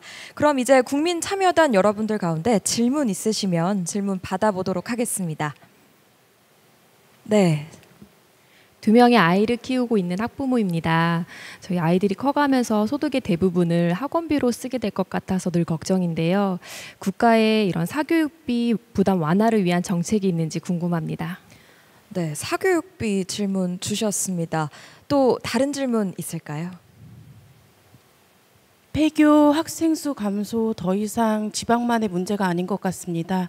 최근 뉴스를 봤는데 수도권에서까지 이제 문제가 되고 있습니다. 이렇게 학령 인구가 감소가 될 때 우리 교육계에서는 또 어떤 문제가 발생할지 궁금합니다. 네, 이렇게 국민참여단 여러분께서 질문 주셨습니다. 과연 어떤 해답이 있을까요? 토론 계속해서 진행해 주시죠. 스튜디오 나와주세요. 네, 두 분 교수님 발표 잘 들었고 우리 국민참여단의 질문도 들었습니다. 학령 인구가 급감해서 학교들이 폐교를 하는데도 사교육비는 급증하는 정말 기형적 현상입니다. 교육 전문 기자로서 지금 사교육 문제가 어느 정도 심각한가 좀 정리해 주세요. 네, 정부는 매년 사교육비 통계를 발표하고 있는데요. 지난해 통계를 보시면 초, 중, 고교 모든 학년에서 사교육비가 올랐습니다. 그리고 사교육 참여율도 78.3%로 역대 최고 수준이었습니다. 또 올해 1분기에는 가계소득 상위 20%인 가구 중에서 중고생 자녀에게 들어가는 사교육비가 114만 3천 원이었습니다. 이 전체 지출의 17.5%를 이 사교육에 쓰고 있는 건데요. 그런데 이 소득 기준이 낮은 가구에서도 식비나 주거비보다 사교육에 더 많은 돈을 쓰고 있습니다. 네. 예, 소득 하위 20%인 가구의 그 월 평균 사교육비가 48만 원을 넘겨서 이 식비나 주거비를 앞지르고 있는 그런 상황입니다. 이렇다 보니 이제 이게 소득 수준과는 상관없이 국민들이 느끼는 사교육비 부담이 클 수밖에 없는데요. 그 지난해 실시한 그 저출산 인식조사 결과를 보면 이 청년 세대가 출산을 원치 않은 가장 큰 이유로 양육비와 교육비 이런 경제적 부담을 꼽았습니다. 무려 57%에 달했는데요. 이제는 이제 사교육비가 단순히 이제 교육의 문제만이 아니라 이 저출생에도 영향을 미치는 문제다. 좀 이런 지적들이 계속 나오고 있고요. 이게 영어 유치원부터 시작해서 초등 돌봄을 거쳐서 대학 입시까지 이렇게 좀 사교육비가 아예 이제 출산 자체를 포기하게 만드는 데 좀 중요한 영향을 주고 있다고 봅니다. 저출산의 주범 가운데 하나가 사교육비다. 이 센터장님 이거 어떻게 해야 됩니까? 네, 우리나라 사교육비 문제는 사실 우리나라 입시교육 체제의 문제라고 볼 수 있습니다. 지금 사교육비를 줄이기 위해서 여러 미시적인 정책들이 또 중요하지만은 중요한 거는 지금 우리 입시제도, 입시교육 체제가 바뀌어야 되는데 지금처럼 같은 문제를 전국의 학생들이 빨리 풀게 해서 잘 맞힌 순서대로 줄 서게 하는 정체제가 과연 맞는 것인가? 인구를 떠나서도 이게 사회의 기술 발전 사회에 이게 적합한가를 고민을 해야 됩니다. 그러기 위해서는 저는 교육 개혁도 중요하지만은 이것을 바꾸기 위해 근본적으로는 노동시장의 격차가 줄어들고 산업 구조가 재구조화돼야 된다고 생각을 합니다. 그러면서 격차를 줄이는 사회로 갈 때 그 직급 간의 직업 간의 격차가 줄어들고 그다음에 학벌에 따라서 아니면 기업에 따라서 가지고 있는 우리나라의 노동시장 이중화 구조, 대기업과 중소기업, 수도권과 지방, 남성과 여성, 정규직과 비정규직의 격차를 줄이는 노동시장의 개혁이 되면서 이걸 해결될 수 있다고 생각을 합니다. 그리고 단기적으로는 지금 우리가 입시제도도 교육제도의 일환으로서 인구정책에 맞게 바뀌어야 된다고 생각을 해요. 대표적으로 지금 우리나라 고교는 9개의 극간이 있습니다. 학생이 줄어들고 있잖아요. 아이들이 죽어나갑니다. 진짜로. 이렇게 시간이 막 바뀌면서 환경이 바뀌는데 입시는 계속 고수를 하고 있는 것 같아요. 입시의 인구의 변화도 반영을 하는 입시제도의 변화도 필요할 것 같습니다. 서 의원님 좀 받아주실래요? 네, 전 사교육비 절감은 핵심이 공교육의 정상화라고 생각합니다. 예. 그리고 또 이렇게 지나친 사교육비가 많이 드는 것은 우리 사회에 너무 지나친 불안 심리, 또 거짓 선동, 또 사교육에 의존을 할 수밖에 없는 이러한 이제 구조적인 모순인데 이것을 타파하기 위해서는 또 지금 최근에 6월 20일 교육부의 사교육 경감 방안이 나왔습니다. 그래서 현장 교사가 중심이 되는 자문위원회를 설치하고 또 사교육 카르텔을 근절하기 위해서 여러 가지 이번에 노출된 여러 문제가 있지 않습니까? 카르텔 부조리 신고센터나 이런 걸 해서 이런 부분을 좀 확실히 없애야 된다 생각합니다. 그리고 늘봄 학교나 체육예술시설 확대를 통해서 공교육에서 또 방과 후까지 흡수할 수 있는 이런 사회 제도적인 이런 것이 뒷받침이 돼야 그것이 해결될 수 있다고 봅니다. 최 교수님 좀 받아주시죠. 예. 사실은 예전에는 한 해 한 60만 명 태어나던 시절이 있었습니다. 그 아이들이 지금 이제 40만 명대로 떨어지면서 지금 그 대학 입시에 이런 문제들이 드러나지 않았습니까? 그 아이들이 이제 좀 있으면은 이제 20만 명대로까지도 줄어들게 됩니다. 그렇죠.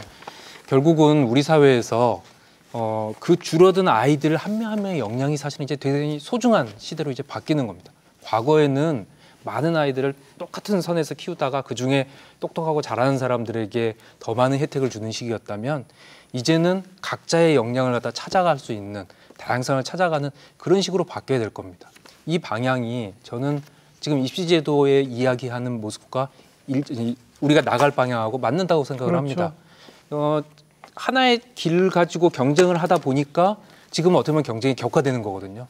조금 이제 다양한 길들 그걸 열어줄 수 있는 방향이 사실은 우리 사회에 이제 나아갈 방향이 될 겁니다. 이제 고교 학점제가 도입되잖아요. 그러면 학생마다 배우는 과목이 다르다는 얘기예요. 그럼 수능으로 한 줄 세우기는 불가능하다는 얘기거든요. 근본적 입시 정책의 개편이 반드시 뒤따라야 그렇죠. 되는 거죠. 네, 맞춤형 맞습니다. 교육으로의 개편.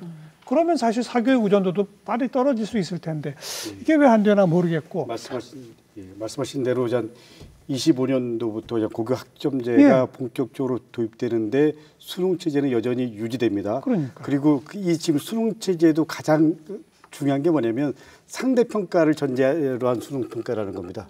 그렇기 때문에 예를 들면 킬러 문항이 존재하건 존재하지 않건 입시 시장은 여전히 예를 들면 유지할 수밖에 없다라는 부분입니다. 이런 부분에 대한 고민을 하면서 저는 이제는 관점의 대전환이 필요하다고 생각합니다. 2028년도에 적용될 대학 입시 정책을 내년 초에는 발표를 하고 결정을 해야 합니다. 그때는 고교 학점제에 맞춘 대학 입시이기 때문에 근본적 변화는 불가피하고요. 지금 교육당국이 고심하고 있는데 아직 방안을 안 내놓고 있어요. 이거 좀 우리가 기다려봐야 되겠고, 아까 두 번째 질문이 학령 인구 급감에 따른 변화, 이 센터장님 어떤 변화들이 예상됩니까? 가장 중요한 건 격차의 확대라고 할 수 있겠습니다. 아까도 언급이 되긴 됐는데 학교가 폐교되는 지역들의 특성은 서울이건 지방이건 경제적으로 쇠퇴해 있고 고령 노인 비율이 높고 그런 침체된 지역들입니다. 그러면서 지역을 따라서 교육의 편차가 커지고 그러면서 이런 불평등이 확산이 될 수 있다는 것 굉장히 위험하고요. 위험한 신호고 우리 갈등을 사회적 갈등을 높이면서 우리의 사회 통합을 위협할 수 있는 위험 요소가 될 겁니다. 또 다른 문제는 지방대의 문제를 볼 때 자꾸 술집이 망하는 거, 하숙집이 망하는 거 이런 표면적인 문제들만 자꾸 얘기하는 것 같아요. 사실 지방대가 무너지는 문제의 가장 핵심은 지방산업에 필요한 인력을 제공해줘야 되는데 이게 단절된다는 걸 의미를 합니다. 그러면 지역에 있는 산업들이 지역을 더 떠나게 되고 지방 소멸은 훨씬 더 가속화되고 지역 간의 격차는 더 커지고 나아가서 우리 사회에 우리나라 전체 산업 구조에도 커다란 부담감을 작용할 겁니다. 이 교육 문제라는 것을 특히 너무 현상적으로 보이는 즉자적인 문제만 볼 것이 아니라 아까 말씀드린 전체 입시제도, 전체 교육제도의 개편을 통해서 경쟁력을 높이고 우리 하나하나가 최 교수님 말씀하신 하나하나가 훨씬 더 고르게 성장할 수 있는 사회로 만들어야 될 것 같습니다. 이 인구 감소에 따른 교육 분야의 문제에 대한 저출산 고령사회위원회의 앞으로의 대책 마무리 좀 들어볼까요? 예, 일단 교육 문제와 관련해서는 두 가지를 지적을 해주셨는데 사교육비 문제 같은 경우에는 앞서 정재훈 교수님께서도 언급을 하신 것처럼 초등에서는 늘봄학교 그리고 영유아 같은 경우에는 유보통합을 통해서 질을 높임으로써 사실은 영어 유치원이 굉장히 보편화되어 있고 그리고 초등 같은 경우에는 학교가 워낙 일찍 문을 닫다 보니까 학원을 뺑뺑이 돌려야 되는 그런 문제 때문에 영유아와 그리고 초등부터 사실은 사교육을 받을 수밖에 없는 그게 또 중학교, 고등학교까지도 이어지는 이런 그러니까 악순환의 고리의 시작에 있는 것 같습니다. 그래서 어쨌든 유보통합을 통해서 그리고 초등 돌봄, 늘봄학교를 통해서 이 시기부터 공교육을 정상화하고 그 시기에 충분히 그런 그러니까 학업과 관련된 부분뿐만 아니라 체육이라든지 예술활동과 같은 이런 전인적인 사회성을 기를 수 있는 그런 프로그램들을 충분히 아이들이 어렸을 때부터 경험을 한다면 이게 이후에도 사실은 더 폭넓은 교육으로 이어질 수 있는 그런 계기가 될 수 있지 않을까라는 생각이 들고 또 이제 폐교 말씀을 하셨는데 이 폐교 같은 경우에는 센터장님 말씀하신 것처럼 그래도 어쨌든 기본적으로 어떤 지역에서 최소한의 인력이라도 충분히 양질의 교육을 받을 수 있도록 지원을 하는 것과 동시에 이 폐교를 어떻게 활용할 건지에 대한 방안 역시도 저희가 최근에 이제 교육부에서 발표를 한 거는 이 공간을 그냥 버려두는 것이 아니라 주민들이 이제 여러 가지 문화나 체육이나 학습을 위한 복합적인 공간으로 활용할 수 있도록 그런 계획을 수립해서 추진을 하려고 하고 있습니다. 네. 지금 이제 사교육 또 교육 문제까지 언급했고 아까 강연에서도 이 노동시장의 변화, 일하는 사람이 줄어드는 변화, 그다음 연금 문제의 변화 이런 얘기를 다 나오지 않았습니까? 그리고 지금 윤석열 정부 출범 이후에 3대 개혁이 교육개혁, 노동개혁, 연금개혁 아닙니까? 네. 이 세 가지가 다 사실은 저출산 극복 대책과 바로 맞닿아 있는 것들인데 네. 지금 제대로 진도가 못 나가고 있는 게 참 안타깝습니다. 이 정치권과 정부가 더 좀 각성해서 이 3대 개혁 빨리 좀 속도를 내야겠다는 생각이 들고요. 지금 시각 10시 10분 좀 지났는데요. 이제부터는 우리 한국 사회를 위한 재연을 해보려고 합니다. 출산과 양육을 선택할 수 있는 사회가 되기 위해서 한국에서 사라져야 할 것은 무엇일까? 먼저 각계각층의 의견 들어보시죠.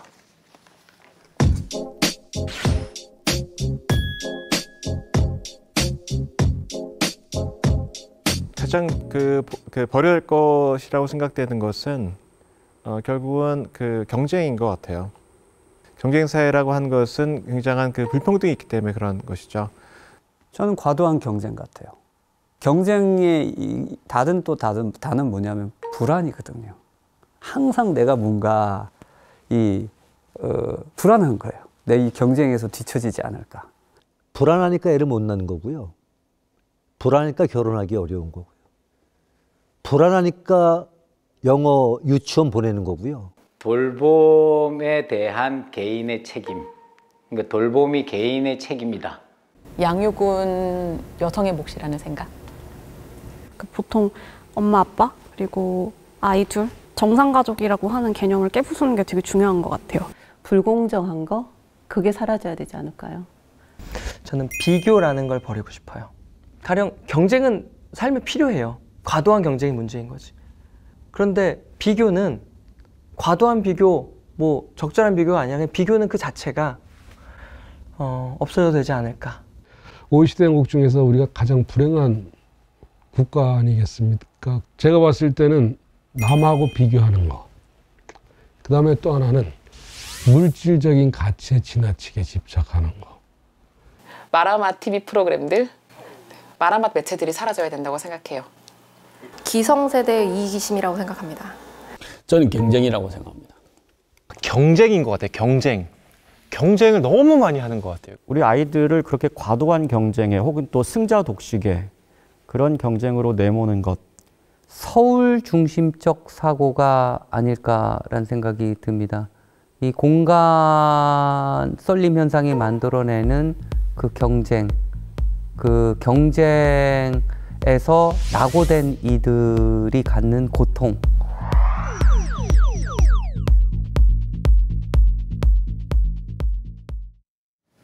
네, 사라져야 할 것들 경쟁이 제일 많고요. 불안, 비교 문화, 불공정, 돌봄은 개인의 목 내지 여성의 목. 자, 사라져야 할 것, 서 의원님 짧게 뭐가 사라져야 합니까?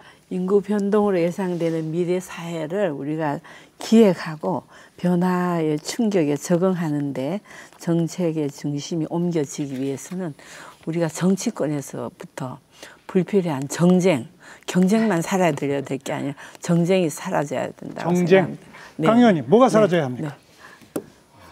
저는 집단적 사고, 예를 들면 획일적 사고 이런 것을 좀 버리고 다양성, 개별성 그리고 예를 들면 각자의 삶을 존중하는 이런 식으로 좀 바뀌어야 되는 거 아닌가요?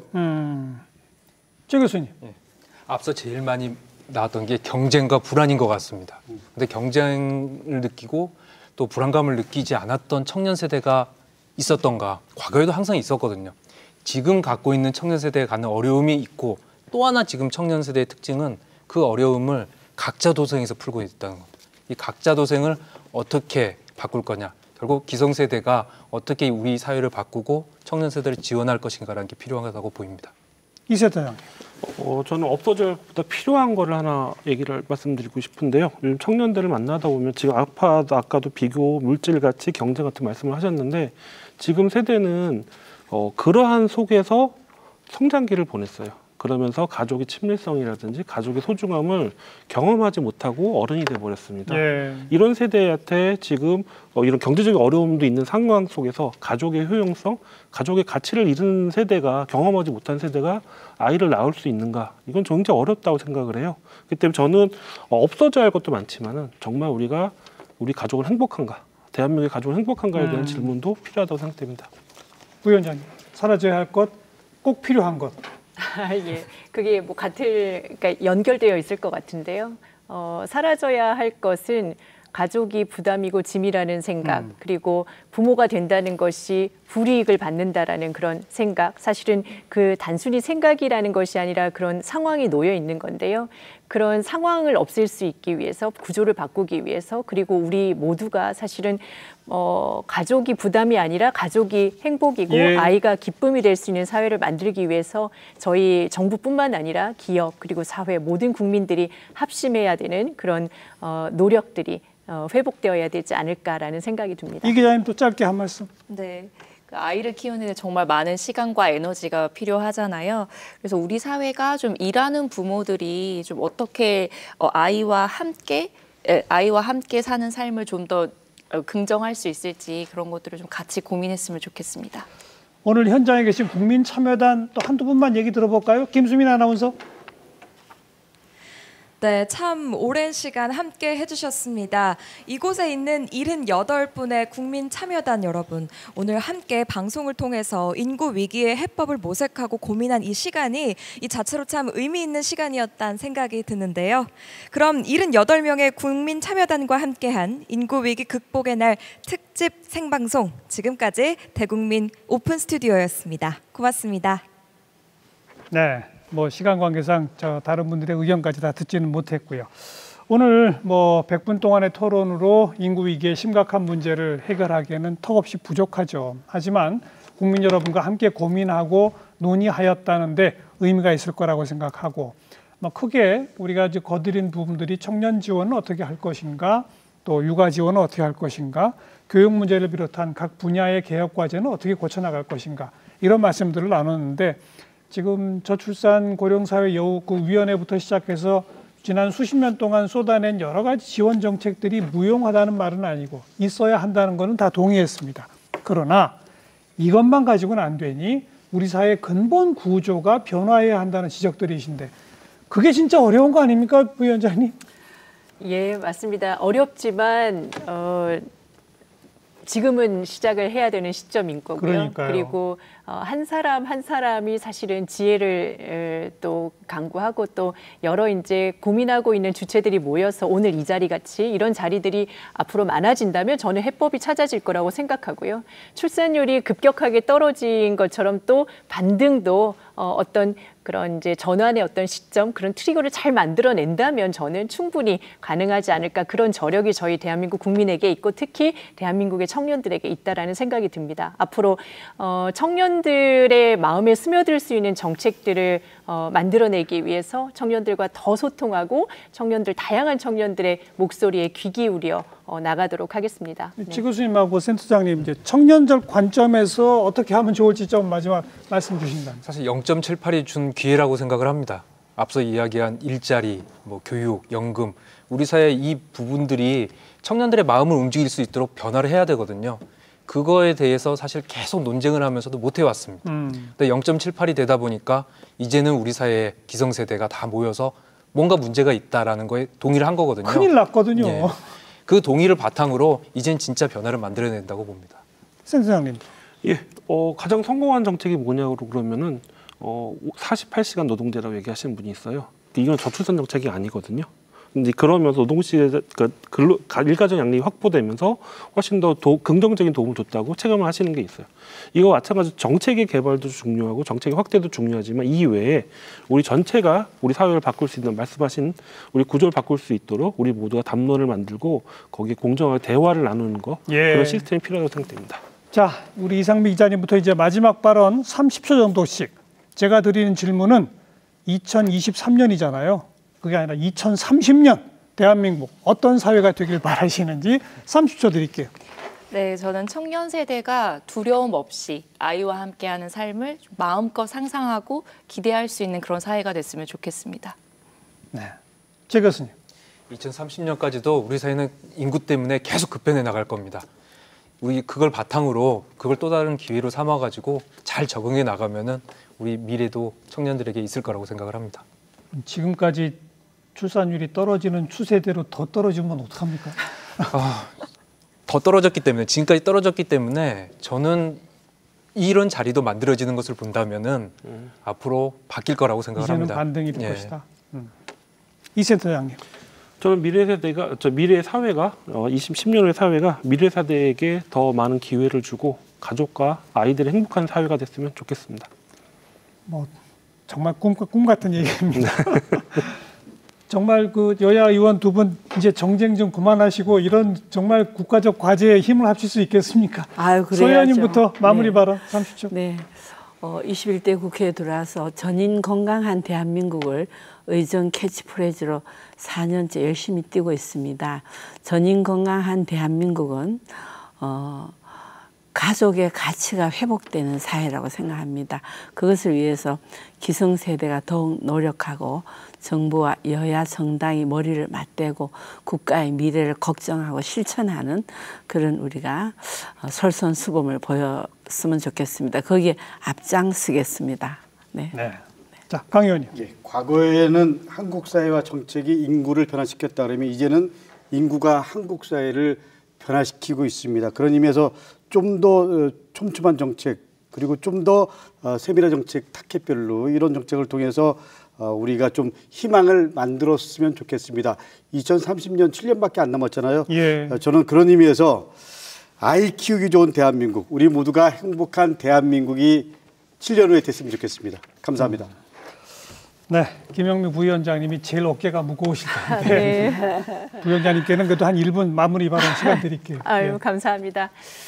예, 좀 전에 이제 최 박사님 말씀을 하셨는데 사실 0.78이라는 수치가 굉장히 절망적인 수치이긴 하지만 이 절망적인 수치가 의미하는 저희에게 어쨌든 마지막 신호를 주면서 회복할 수 있는 또 기회라는 그런 생각이 들고요. 2030년이 됐을 때 또다시 이렇게 저희가 모여서 이런 주제를 가지고 얘기하는 일이 더 이상 생기지 않도록 남은 기간 동안 열심히 전 국민이 그리고 모든 중요한 사회적 책임을 가지고 있는 주체들이 모여서 이 문제를 해결할 수 있도록 애를 써 나갔으면 좋겠고요. 저는 이제 지금 노키즈존 얘기를 하는데 노키즈존이 아니라 정말 아이들이 환대받을 수 있는 그런 대한민국, 어떤 부모에게 태어나든 어떤 상황에서 태어나든 차별 없이 모든 아이들이 환영받고 존중받고 사랑받을 수 있는, 그래서 물질적인 가치가 아닌 가족과 함께 하는 삶이 1순위의 가치가 될 수 있는 그런 대한민국이 2030년이 됐으면, 그때는 그런 이제 대한민국이 된다면 지금의 저희가 고민하고 있는 문제들이 해결되지 않을까라는 그런 생각이 듭니다. 예. 네, 좋은 말씀 감사드리고요. 앞으로도 EBS는 인구위기 극복을 위해 공영방송사로서의 역할을 충실히 수행하겠습니다. 그리고 EBS 인구위기 극복의 날에 방영된, 오늘 하루 종일 방영된 모든 프로그램 유튜브 EBS 교양 채널을 통해 내일부터 일주일간 무료로 시청하실 수 있다는 점 알려드리죠. 특집 생방송 초저출생 국민의 의견을 듣는다, 여기까지서 마치겠습니다. 밤늦게까지 토론에 참여해 주신 패널, 또 강연자 여러분, 또 국민참여단 여러분 대단히 감사합니다. 시청자 여러분 안녕히 계십시오. 고맙습니다.